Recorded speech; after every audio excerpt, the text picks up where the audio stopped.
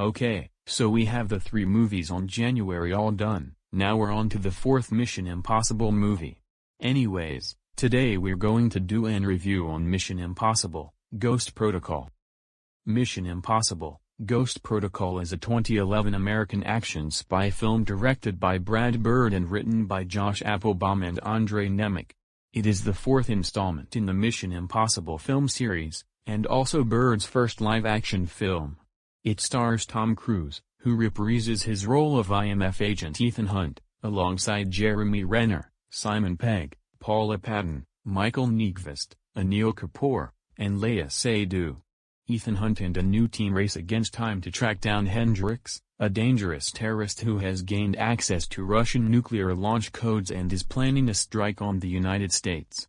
An attempt by the team to stop him at the Kremlin ends in a disaster, with an explosion causing severe damage to the Kremlin and the IMF being implicated in the bombing, forcing the president to invoke a Ghost Protocol, under which the IMF is disavowed, and will be offered no help or backup in any form. Undaunted, Ethan and his team chase Hendrix to Dubai, and from there to Mumbai, but several spectacular action sequences later, they might still be too late to stop a disaster.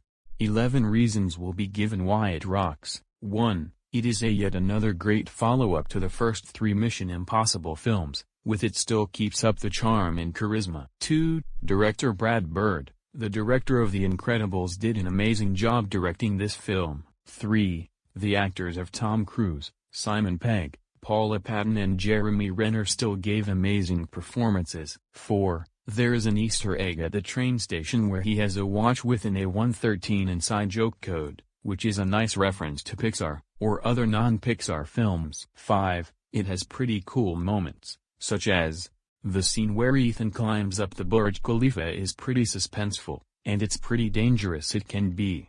WatchMojo named it as the best Mission Impossible stunt. It has also become the franchise's most iconic stunt along with a white room from the first movie. 6. The movie still has tons of exciting moments throughout. 7. The pacing speed is still great, much like the previous film. 8. The soundtrack that was composed by Michael Giacchino is amazing. In addition, his soundtrack was like if The Incredibles' soundtrack meets the Mission Impossible's soundtrack. 9. Amazing cinematography. 10. Epic cliffhanger ending where Ethan leaves to investigate a terrorist network called the Syndicate. This concept is later explored in Rogue Nation and Fallout. And lastly, 11, and perhaps the best quality, the positive reception to Ghost Protocol caused the rest of the franchise's critical response to peak.